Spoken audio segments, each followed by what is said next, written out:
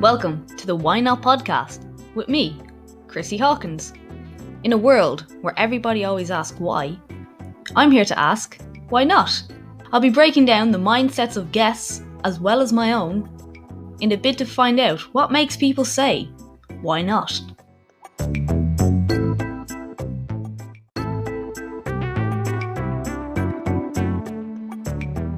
Hello guys, so interview episode again today, and I'm absolutely buzzing to bring this episode to you because I am talking to Tom Coleman, who is a sleep expert, and I think it's something we really need to focus on. It is now coming to the fore a little bit, away from my pun now in the episode, but yeah, I think it's something that we really need to focus on. I think it's been a really big thing, especially during the pandemic. People are suffering with their sleep, they're struggling to sleep. And there's a few things in here, tips and tricks that he has, all worth listening to, all worth coming through. I learned so much personally from this episode. I thought it was amazing, like pen and paper, worth listening over a few times. You will learn from this episode, and I guarantee you if you implement these things, it will help you with your sleep as well. Probably some things in here that you do not want to hear about and don't want to admit, but if you do, it might make your sleep easier. So really excited to present this one to you, and as ever guys, sit down, relax and enjoy, or walk and listen, whatever way you like to listen to this podcast, and I'm looking forward to hear your feedback from it, so enjoy. Hi guys, and welcome back to the Why Not podcast. Today I have Tom Coleman with me. He is a sleep expert, and yeah, he knows all there is about sleep, so if you haven't followed him yet, very worth following. Tom, welcome to the podcast. Thank you very much. Thanks very much for asking me. I'm delighted you asked me, and I'm just happy to give out whatever advice I can to people around sleep. So do you want to tell everyone a little bit about you? I know I kind of did a very brief.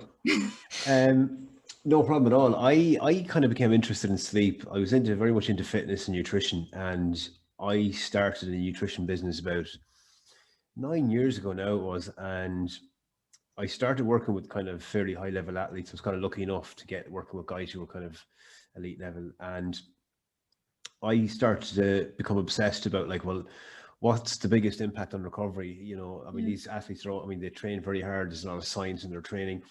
And then I thought, well, when they're away from the training pitch, what are they doing? They're eating and they're sleeping. And I just happened to come across, I think it was actually a podcast or something that mentioned elite level sleep and all, and I was like fascinated. So I started delving into the area of sleep, and you know, it as it comes out, it's kind of nearly, you know, the highest return on investment when it comes to recovery. So I got in contact with a company in the US, and I got working with technology that they use to monitor fatigue and sleep in elite level athletes and military. So military, the US military have developed like this real high tech sleep analysis stuff. And I got, yeah, they have, I mean, like it's incredible. And they still do today. They invest a huge amount in sleep. And I'm still working with the same company today. They've sent me, actually I'm wearing one of the bands now. So they were developed for their fighter pilots, because they didn't mind losing a plane for 40 million, but it took 10 years to train the pilot. So they didn't want to lose the pilot. And so this gives me a reading of fatigue out of 100. And I know if it starts to drop below 85, my reaction time will be down by 5%. So these guys are sent home basically to sleep. And the US train all their new recruits. So that's how I delved into the world of sleep. And then, you know, I started working in the corporate sector, and I dealt a lot over the last number of years. I've been dealing in different shift patterns and stuff like this.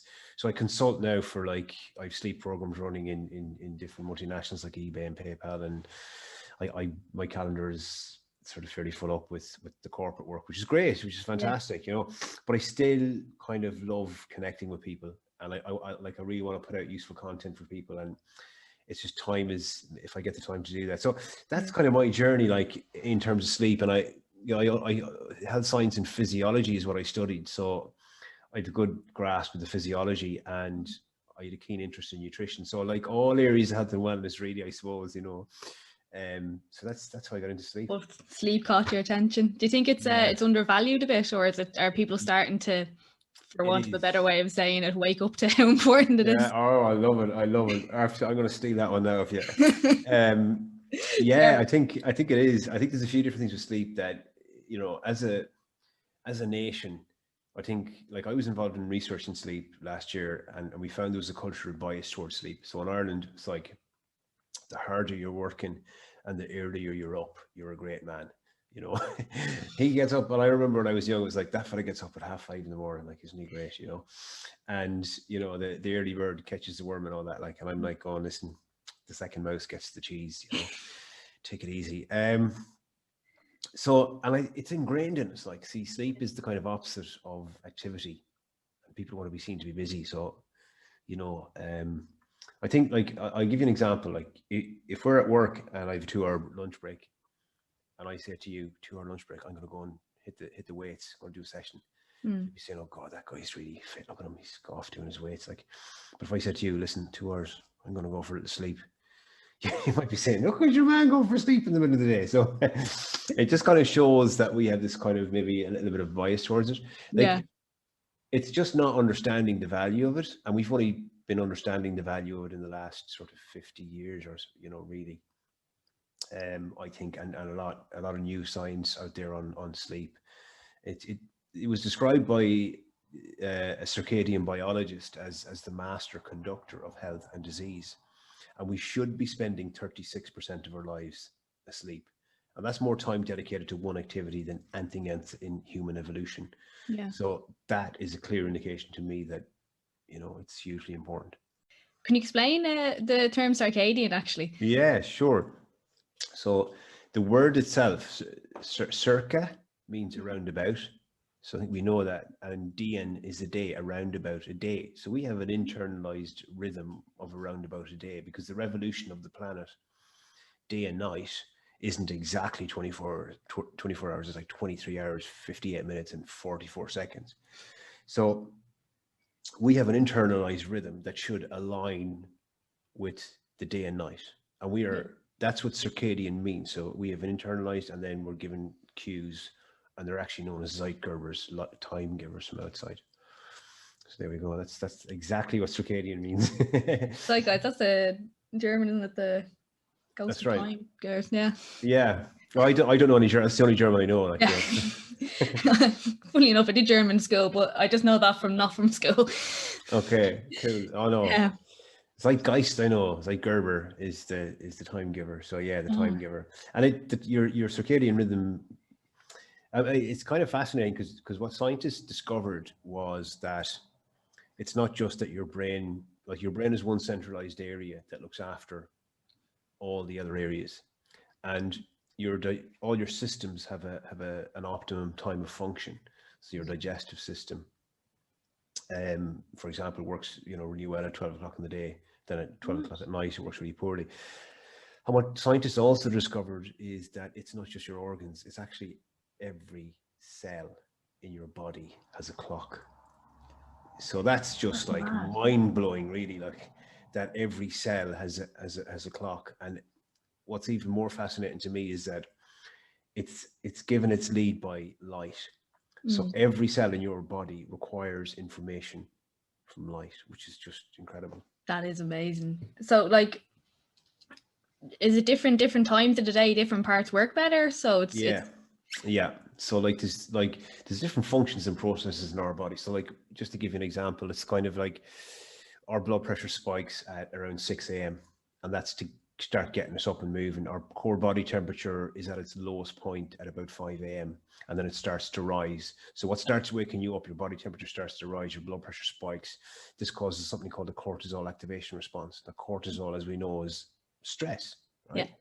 Function of stress is to create a bias in the body towards movement. Function of stress is to bring your attention to something important. Think about it: fight, flight, or freeze. Or something you get. So, like, it's a physical response.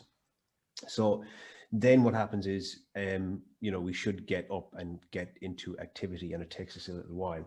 And we can look at things like coordination, concentration levels. There's all different aspects of our physiology that work well at different times for different reasons. We couldn't have all these functions happening at once or during a 2 hour period or whatever, you know. So like everything has its kind of place in our circadian rhythm. And then, so if your sleep is disruptive, could that then disrupt the rest of? Yeah, I mean, like we can affect both ways. So we can leverage certain aspects of our physiology to shift our circadian rhythm forward or back.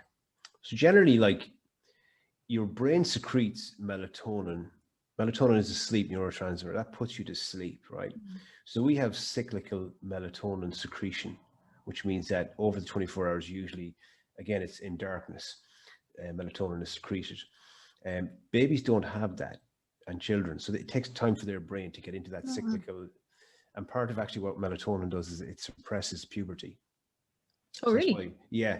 So be careful, people, about giving your teenagers melatonin because it suppresses puberty.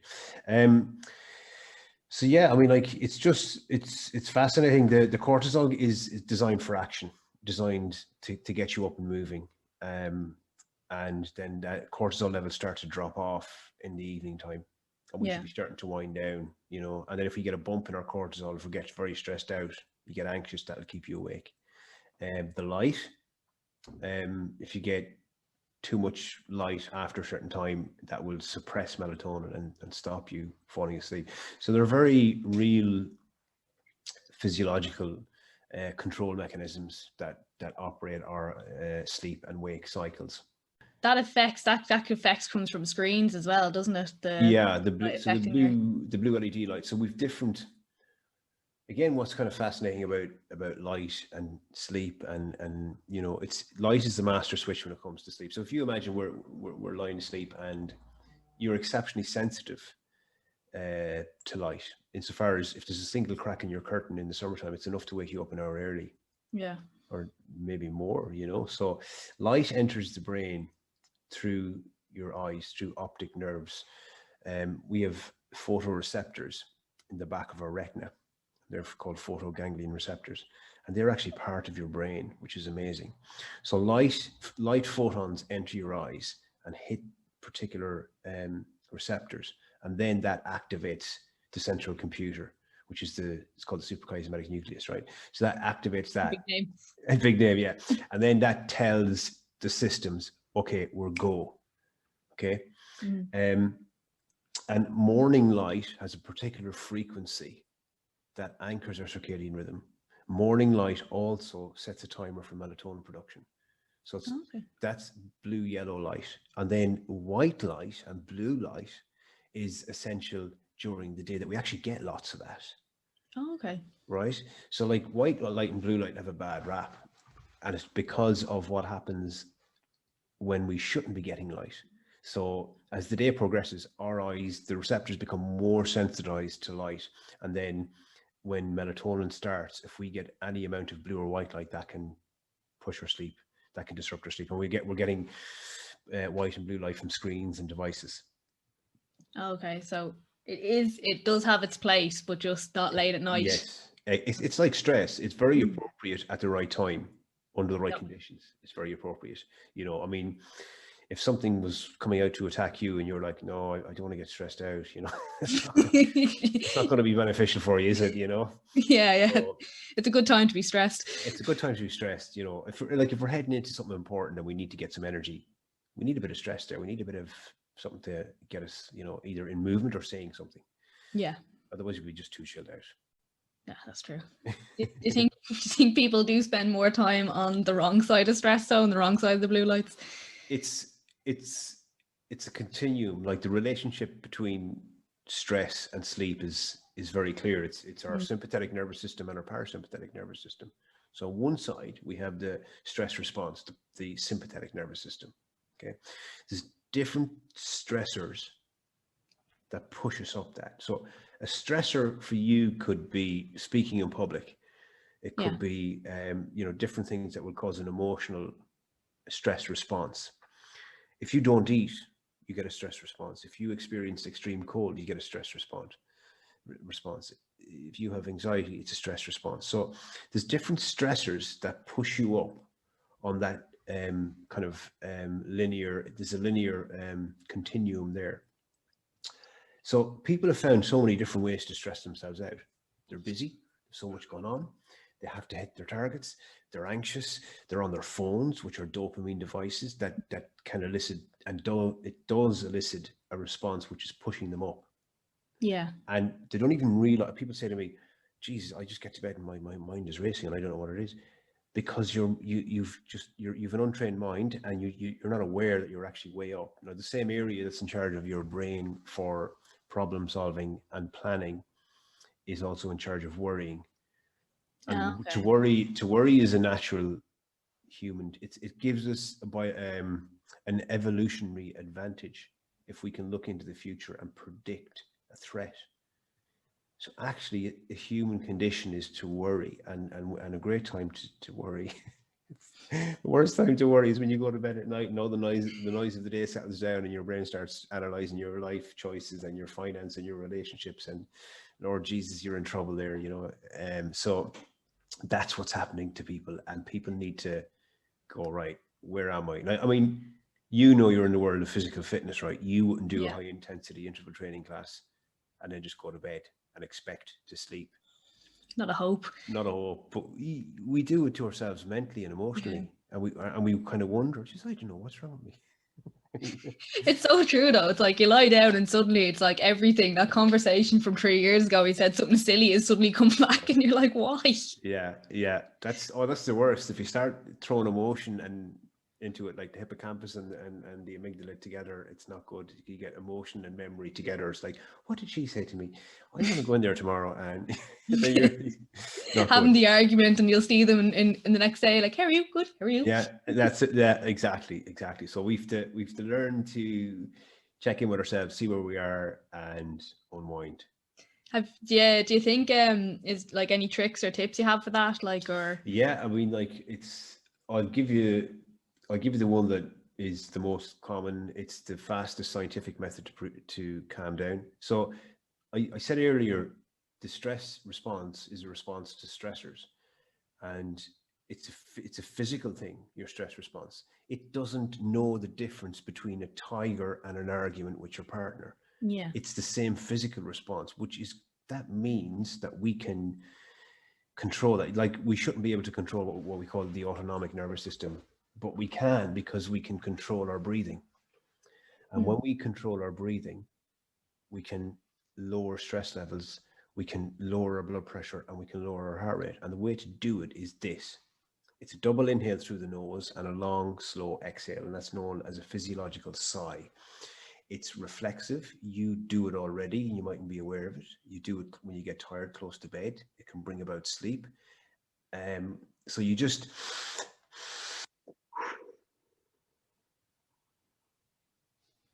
So you focus and you extend the exhale.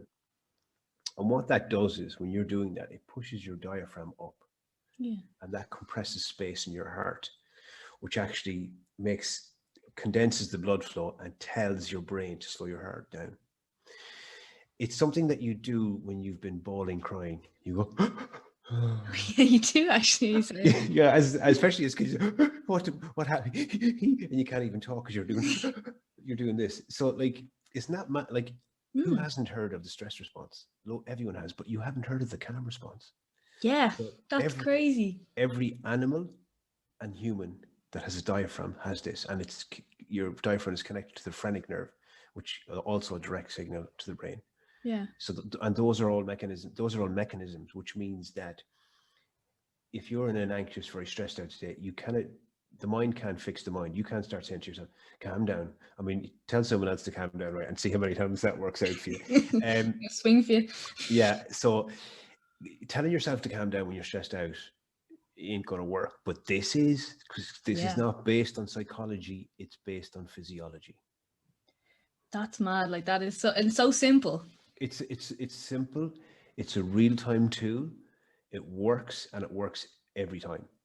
So it's fantastic. I mean, people should be doing it. And then, like, if you do start doing it, you become you feel the stress and you go, oh, I've got this tool I can use, and you use it, and it gives you actual more confidence in it or whatever. But you don't even need, you can be doing it and go, this won't work, but it actually will. But that's the great thing about it. That's what are people's reactions when you tell them to do that, actually, out of interest?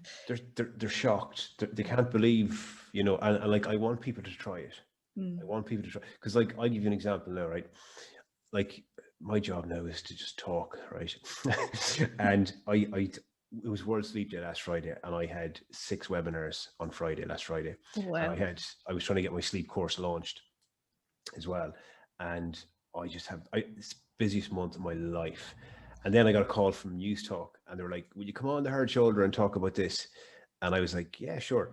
And I don't get nervous talking in front of people. I've spoken in front of like 1,000 people. I don't get nervous, but I for some reason I get nervous in radio.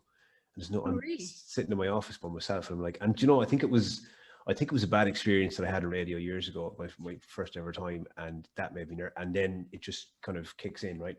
So I thought, well, I know it's actually going to kick in, and I was sitting here waiting for the call, and about 3 minutes before I got the call, I started feeling my adrenaline. I started feeling my anxiety levels go up, and I'm sitting here going, here's the stress response. Here it is now. Here, I can feel it. And I said, right, I'm going to do my own breathing technique now. I'm going to do this physiological sigh. And I started doing it, just, you know, doing the breathing and doing like, you know, 3 or 5 of them. Yeah. And then I'm here holding the phone, and I could hear the radio show going on live, and I'm still there going like, and then, you know, I put my phone to and like, I was calm. Like I brought myself down, and I felt fine. And the radio interview went very well, and everything was great. Like, so it does work. It really does, you know? That could have come on really funny if they came on a little bit earlier. Yeah. We've got Tom. Are you okay? I'm fine, I swear, it's grand. But that's why if someone hyperventilates, they get them to blow into a brown paper bag, because they're getting to control their breath and stop. Because if you want to get yourself up, you take loads of huge gulps of air. You're like, and you see athletes doing it, right?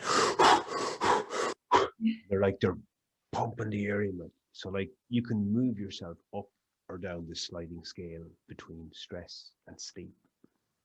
Which is, it's not like it's another really underrated thing, I think, breathing, isn't it? It is, yeah. And like, say like Wim Hof, that's you're doing lots of inhale. The focus there is on the inhale. Box breathing, which is taught in the military, is either keep yourself in the one level. What you want in between, the sweet spot between complete docile sleep or relaxation and stress and panic, because at the top end is panic, right? Complete panic. The sweet spot is alert and calm. Okay. And the box breathing will get you to alert and calm, because it's even 2, 2, 2, 2, or 3, whatever it is. Yeah. But you can shift box breathing with an inhale or an exhale to shift your make more intense.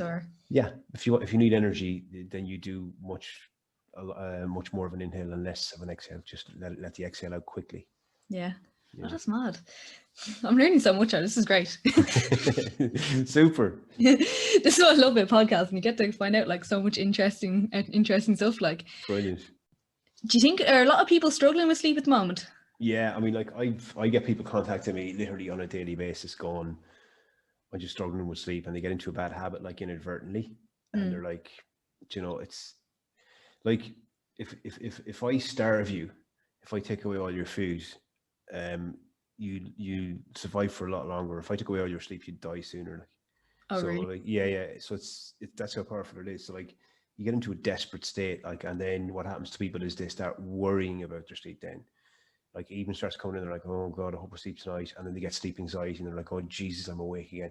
It's like COVID has fed into our sleep habit in a huge way. Massively impacted, you know, in different, and I understand the pathways in which it has, because people don't know the outcome, their financial security is threatened, their health is under threat. All this kind of stuff has impacted them hugely, and that's very evident from all the, for example, the sleep studies going on, and the pandemic dreaming and all that kind of stuff that's happening as well. Pandemic dreaming. Yeah, so pandemic dreaming is like a real, I can't say this word, phenomenon. Phenomenon, yeah. Phenomenon. So what's happening is the inputs, our normal daily lives have been taken away from us, and we've got very limited input. The virus is an unseen threat, and your subconscious is struggling at night to make sense of it and to have enough information to kind of process properly. So people are having very strange dreams. And this has happened in the past in kind of natural disasters and big Yeah. upheavals where, so it's a known phenomenon. You're saying it right. You're saying it. That's bad. I actually have been having really weird dreams. This explains something. I hadn't heard of that yet. Yeah, no, and if people are having, is nothing to worry about. It's absolutely, people are, and how can I stop them? Don't worry, your subconscious, your brain will look after itself. Yeah, they've not, to be fair, they've not bothered me, but every so often there's been something really odd and I've been like, yeah, they go, what is that all about? Like, you know? What am I on? Yeah. Sorry, and it's kind of slightly off, but I think as well it comes with the pandemic and people are on screens more because, well, we've nothing else to do. Yeah. Unless well, actually, yeah, even if they are working, they're still on screens all day. What do you think of blue light blocking glasses? Do you think they work well, or? They will block the blue light frequency, but that's not an exhaustive list of frequencies of light that will impact your sleep. Oh, okay. Okay, so they do block, like people are wearing them during the day, and it's like, no, you shouldn't be wearing them during the day. You should be wearing them. That's when you actually need the blue light and the white light, where it's necessary. So you need them in the evening when you shouldn't be receiving, and don't think that they're completely protecting you against light that will keep you awake. You can install a program on your laptop. There's a few different programs like F-Lux. So F-Lux gradually cuts out the blue light from your laptop. Okay. And that will save you. Sorry if anyone's producing blue light glasses.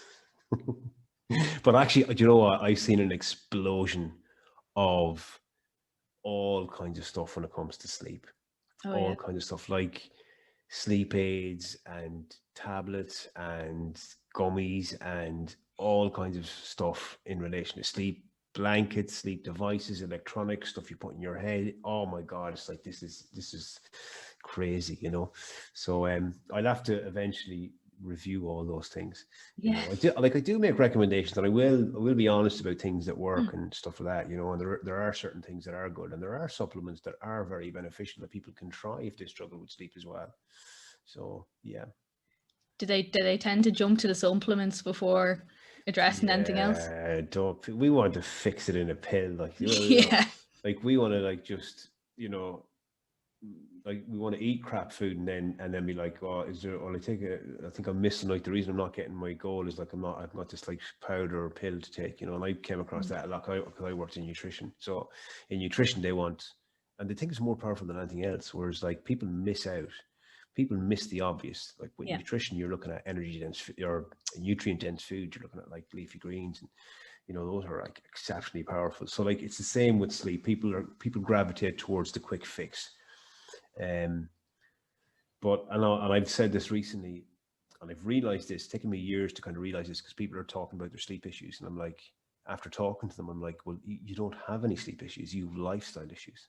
Yeah, you know, that's a big thing that's happening now, isn't it? Yeah. So like people are just wired, overworked, overstressed, on their phones, drinking coffee, on the laptops, don't switch off, and then they're wondering why they can't sleep, and they're sleep deprived. You know? But they want the melatonin or the CBD oil or whatever they can get. Give me a pill to knock me out. Like, switch me. You know, it's not good. Like it doesn't work like that. Like, look, fix all the other things. Like if you go to any medical professional, like the first thing they'll say is like, how's your sleep? And what your exercise? I mean, I guarantee you this. If you've been out at the beach all day swimming, if you've been out in the woods, if you've been outside all day and you are working hard or doing something physical and you eat fairly well on top of that, you'll have no problem with sleep. You'll be out like a baby. You'll be like gone, you know. So like people have to fix up their lifestyles first before they start looking to a tablet, you know. What's a few lifestyle interventions they could make? So like it starts from first thing in the morning. Mm. Okay, so like this is what people don't realize as well. They get concerned with the 20 minutes before bed. Everything you do during the day influences your sleep. Yeah. Everything, literally, which is mad. So when you wake up, people hit the snooze button. They're like, "Just hit the snooze button." They drag themselves out of bed. I'm one of those. And I was gonna say, you're starting to look a bit guilty there now, Chrissy. Anyway, Boyfriend hates me. He's like, she's got like 10 alarms. Yeah. Well, okay. Well, I've got news for you now. I've got a better way of doing it. Like, so, like, if you send a strong signal, you elicit a strong response. Mm. Trouble is now, like the things that the Zeitgebers to give us the signals are dulled down and mismatched because our homes are very warm at 24/7. Temperature is a key factor in melatonin production and sleep. Light in the morning. So when you get up, you should be outside nearly, within the first sort of hour, half an hour of waking. And this helps what's called the cortisol activation response.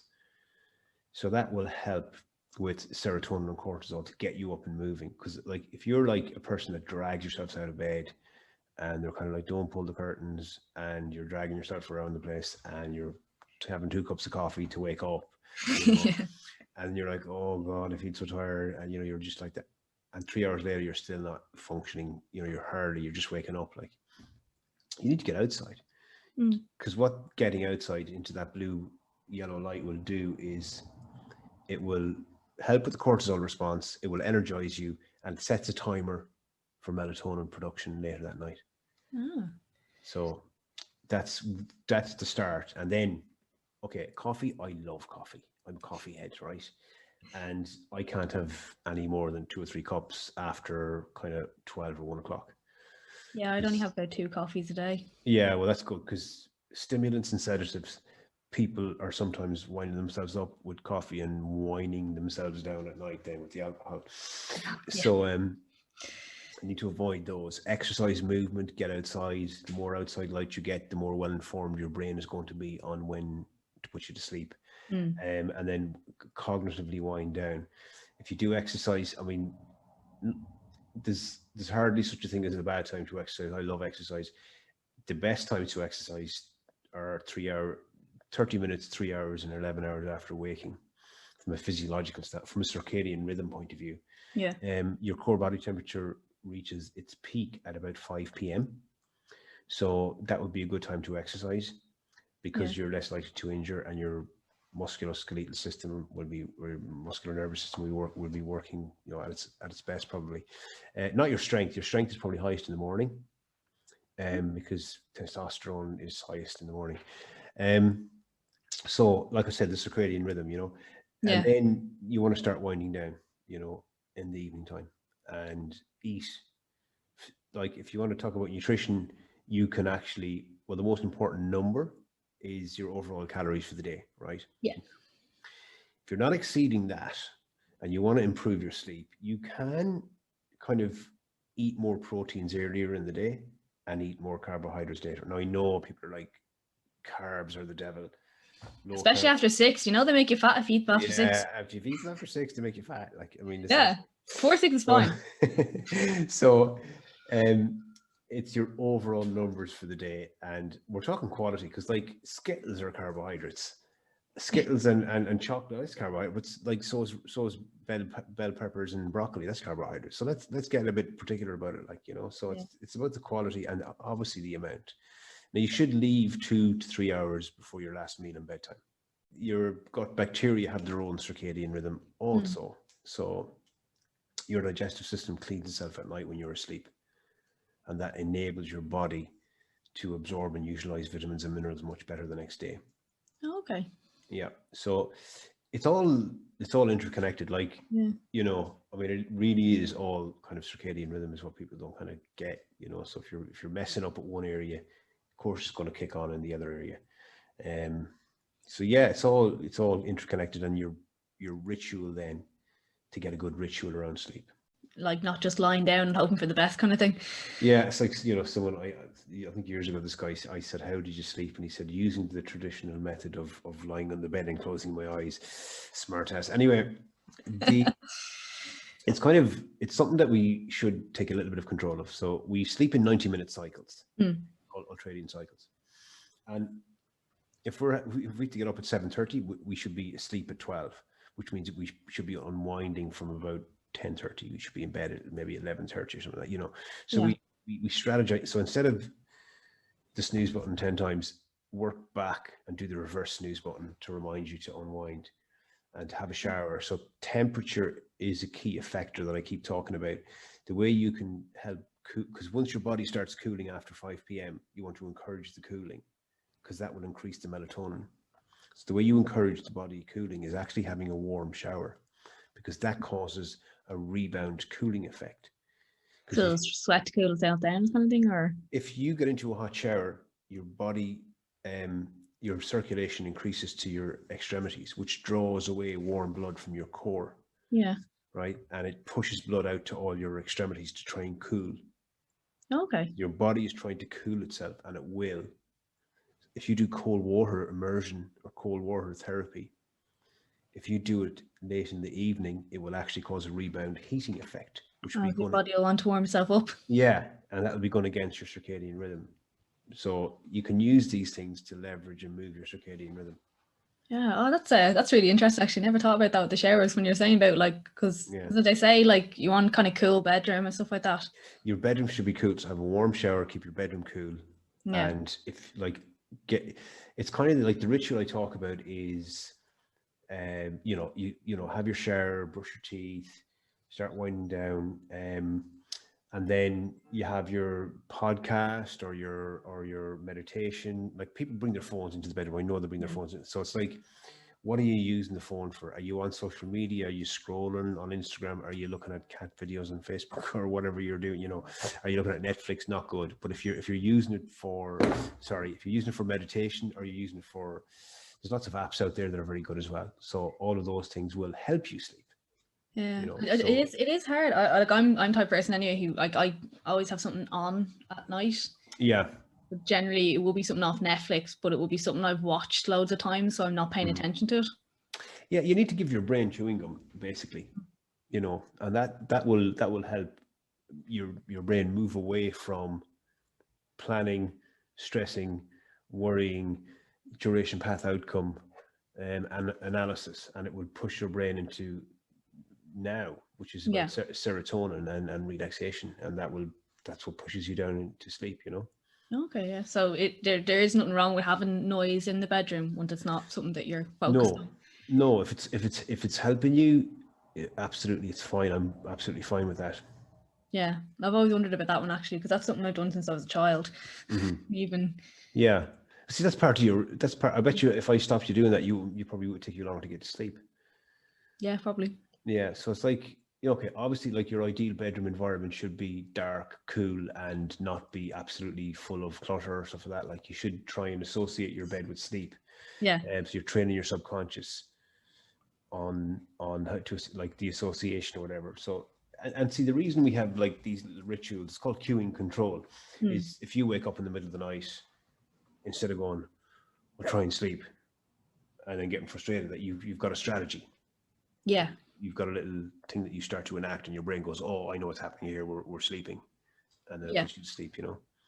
How would you deal with multiple waking up in the middle of the night? It's common because there's different reasons it happens. Wake episodes can happen for various reasons. We sleep in 90-minute cycles. A lot of the sleep pressure or sleep debt that we've built up during the day has been paid off. So that's one reason you start to wake up. The other reason is your sleep gets lighter as the night progresses. Your first 90-minute cycle is deep. Your second 90-minute cycle is pretty deep.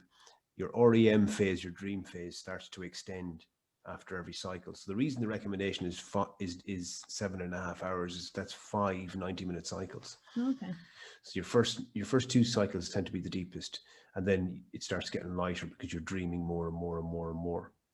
And also you start producing more hormones in the latter phases. Okay. So people wake up and they go, "Oh my God, it was in such a deep sleep. I want that deep sleep back." And you won't ever get it back, because your brain needs the light phases. And people have a misinterpretation that deep sleep is more important. Light sleep and deep sleep are equally important. Yeah.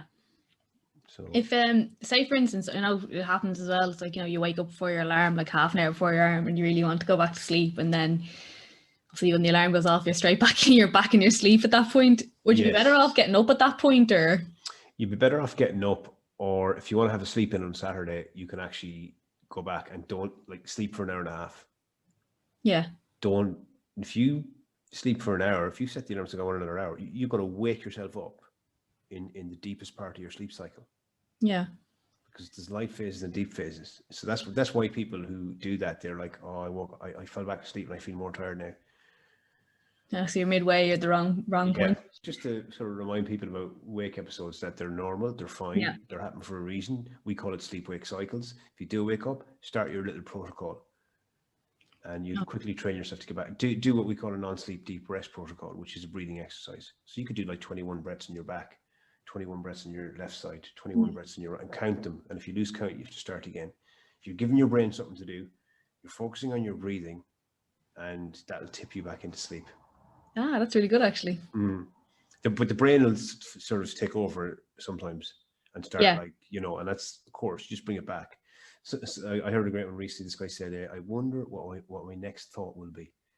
You just kind of lie there and you say that yourself. You go, So you just give your brain something to do. Yeah. As opposed to going back into planning the next 4 weeks. And exactly. Yeah, exactly. what's your view on napping, actually? It's fine. Depends. I mean, like, see, like ideally we want to go to bed at the same time and get up at the same time. Then life happens when that doesn't happen. And then we miss out on sleep. So we should be able to use naps in that sense. We have to train ourselves to nap as well. We have to overcome the cultural bias. So if you're napping, you go for a 15, 20-minute nap. If you go over half an hour, you're going into deep sleep. Okay. Or if you're a night shift worker and you're heading into a night shift, do a full 90 minutes. Then your brain will think it's morning. No, that's good. Yeah. No, the reason actually when you were saying that earlier, like if you said you were going for a nap and you had a 2-hour lunch, I'm like, I normally work split shifts. I definitely wouldn't do it in my job. And I'm like, I'm home for a nap. And people are like, what are you like? Yeah, it's brilliant. It's so good for your health. Yeah. Absolutely. It does end up going past 30 minutes a lot of the time is the only downside. Well, then do an hour and a half. Should actually do that. Don't nap too close to bedtime, obviously, as well, because it'll push your sleep back. Oh yeah. It lowers sleep pressure. We have sleep pressure that builds up gradually during the day. So when you nap, the sleep pressure goes down. Okay. Yeah. So yeah, you don't want it right beside. Yeah, you don't want to be napping like 2 hours before you go to bed, or you won't be able to sleep. Oh yeah, that makes sense. All right. One slightly off question, not off question, but just completely kind of thing, because I like to ask this in the podcast. What is the best piece of advice you've ever been given? Oh my goodness. We could do another hour now to answer that question. Jesus, what's the best piece of advice I was ever given? God. I love this one because it always makes people think. Man, it does. You're really making me think. You put me on the spot now. Let me think. You can pick a few if you want. I'll pick a few. I'll start talking, and they'll probably start coming out of me then. That's all right. My dad was like, he was a powerful influence on my life when he was alive. God rest him. And he gave me some of the best advice ever. But one of the key kind of messages that he had was that everyone falls down. And it's okay to fall down. It's okay to fail. But you have to pick yourself back up. You dust yourself down, and you go again. And like that was kind of the ethos of much of his life, and he took a lot of knocks in his life and he got back up. And I talk about failure in my life, and I failed loads. Like now I kind of like when I do talks, like I'll tell people like I've spoken at 9 out of the top 10 pharmaceuticals in the world. You know, I've programs running on eBay and PayPal and LinkedIn and whatever. I tell people, you know, I've worked with all these big athletes and I've worked with a few famous people and stuff like that. Like that's all my success, but like people don't see the failure. People don't see the struggle. People don't see the other side of it when you're there, like working and plugging and desperate. And like when we started our business, like we would not know where the next money is coming from. We would like often do a gig of a healthy cookery demo and a talk and drive home, you know, 3 people might have showed up for it and we'd have no money, and we'd be like, so like people don't see that side of it. Like I tell a story about failure. I started my business in my hometown, and I'm from Mayo, and people said, Tom, you should do a talk on this, whatever. And I said, right, I'll do a workshop. So I advertised in my local newspaper, and I done posters, put them everywhere in the local gym. I told all of my friends, just come to my talk, it's going to be good. I can't remember how much it was charging, like 10 or 20 quid or so. It wasn't much. And the evening came for the talk, and I was kind of excited. And then I went to the local centre, and the guy said, how many chairs did I put out, Tom? And I said, put out 50. I'm expecting a good few people. So he put out 50 chairs, and there I stood waiting for the crowd of people. And how many people came to my talk?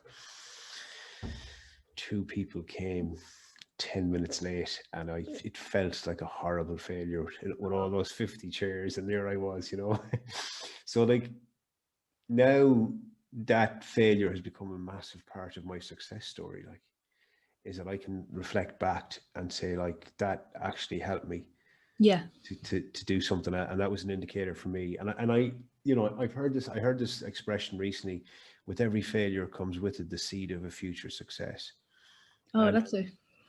It's lovely, isn't it? I like that. And then I learned the actual physiology of failure, which is absolutely fascinating to me, because I'm a scientist. I'm into physiology. I want to know function and process and outcome and all that kind of stuff. Yeah.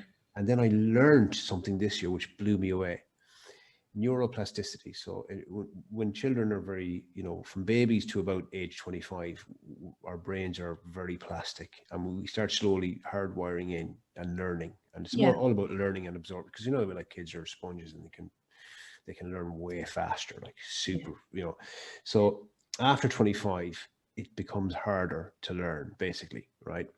Now, the advantage that we have is that we have concentration levels. We can apply ourselves, whereas kids and teenagers are like, they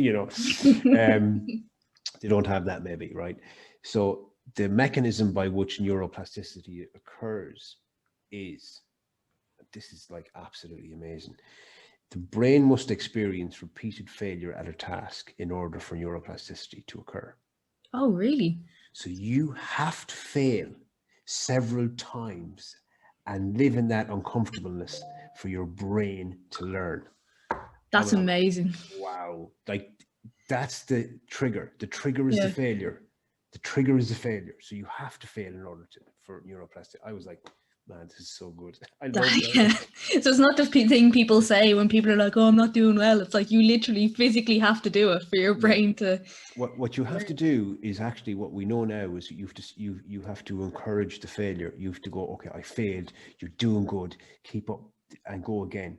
And it's because it's a chemical change in the brain that occurs for neuroplasticity. It's an actual chemical change. So you have to encourage those failures. And when you start to, you can actually start to get good at that. I was great at failure, but like, that's how you learn. So that's just brilliant news, Yeah, no, that is amazing. So sorry, the question was the best. No, I was really interested in that when you started talking about that. I was like, I want to know. No. So the best bit, so like, that was certainly one piece of advice, that like, keep failing, but get up. And it's fine to sit down in the dirt for a while and feel sorry for yourself, but you have to get up and go at it again. And the other thing was, like, you're not as important as you think. Like, people aren't looking at your thinking about you. People, we always think that, like, people are judging us, or people are whatever. People are too consumed in their own life to be worried about other people, like, and if they are that type of person, they're not worth your consideration. So, like, that's just powerful advice from me anyway. Yeah, no, they're two very good points, and I like some scientific backup on the failure one as well. Yeah, I love that one. That's absolutely really good ones. And so I think that is everything. Do you want to tell everyone where they can find you as well? Sure, people can find me. I'm trying to push people towards my Instagram. So it's tomcoleman.ie on Instagram. And I'm trying to kind of push out content. I struggle with the demands of my time. Yeah. But I genuinely want to help people with their sleep. And so reach out to me, give me and I do share kind of interesting stuff. I've started doing a few giveaways. I'm doing a sleep and anxiety masterclass at the moment, which is kind of a 3-week course, which covers everything I talk about in detail and gives people different things. So people can find me there at tomcoleman.ie. And if people want to email me, it's Tomas tomasjcoleman@gmail.com. And the masterclass you're doing at the moment, can they Yeah. find that through your Instagram, or would it be? They can contact me and I can send them a brochure. I mean, I'm getting a new website built. I've completely rebranded recently. So like I'm doing everything in once. Like do a course, do my corporate stuff, do this, do that. Everything seems to be happening at once for me. So like I'm going to eventually house all my courses on my new website, but that's in the middle of being built. So but if they contact me, I can give them a link because it's all housed on e-learning, and yeah, so they can just contact me and I can send them out details. Oh, brilliant. Perfect. Well, thanks again for joining us here today. Lovely. As ever, I keep forgetting to tell people this recently. As ever, I can still be found on Instagram. It's Chrissy H Fitness. And also, if you want to see me acting the Egypt, I'm on TikTok at Chrissy H Fitness as well. Super. But yeah, thank you for joining me. It was really interesting and so insightful. Chrissy, it's absolutely my pleasure. The best of luck. I love your page, love what you do, and keep pushing out those help messages out there. And thanks very much for having me. Thank you again for listening to the Why Not podcast. It really means a lot that you are listening in, and I would love if you could please leave a review on Apple Podcasts or subscribe on Spotify. And always, I'd love to hear feedback personally, so if you do want to leave me a message and let me know how you found the podcast, please do.